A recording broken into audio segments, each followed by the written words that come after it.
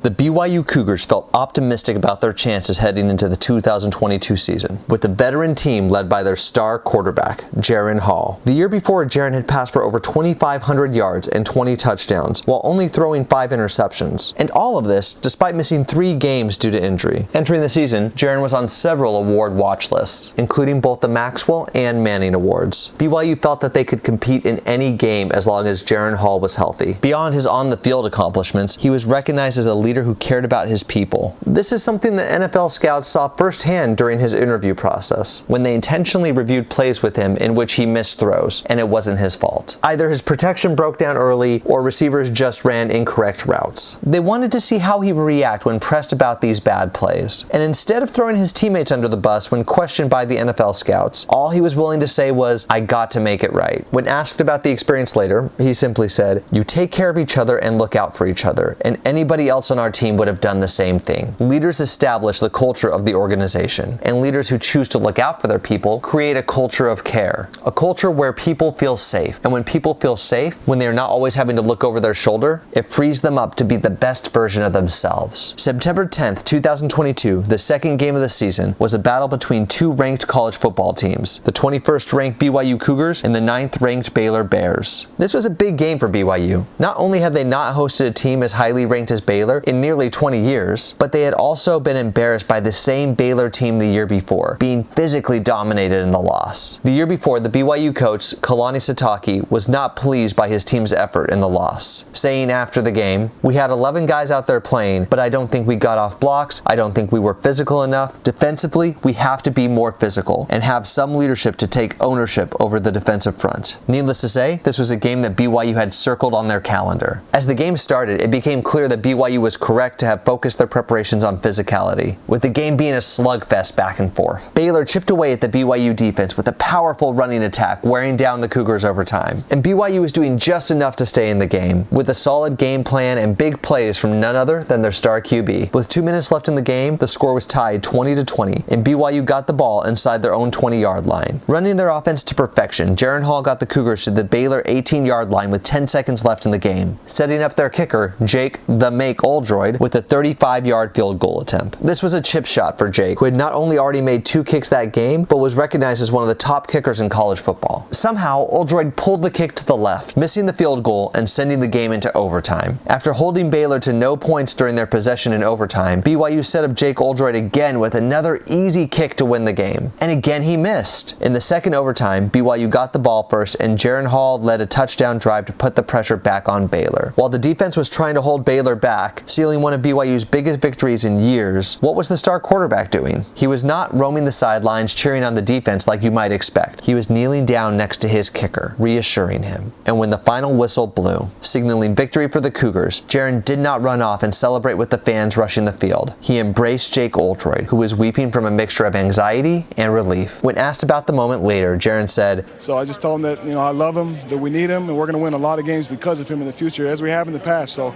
it sucks being in that position for him as a kicker. Everyone sees it, but people don't see everything he does behind the scenes, the good kid that he is, and obviously the stud kicker he is." So these are the kind of leaders that people want to follow. It is difficult to fake the kind of genuine care that Jaren shows for one of his players during their time of need. Performing genuine acts like this is how leaders establish and perpetuate a culture of care. This culture allows for mistakes from its people, but more importantly, it allows for and nurtures growth. Leaders who support their people through difficult moments not only win their loyalty, but will also help them develop beyond what was previously thought possible. Alright, till next time, keep on learning. Thank you for watching. Much of what I go over in my lessons can be found in my book, Mission First, People Always, which is available for purchase through the link in the description of the video. If you enjoyed today's video and want to watch more leadership lessons, then be sure to like the video and subscribe to the channel.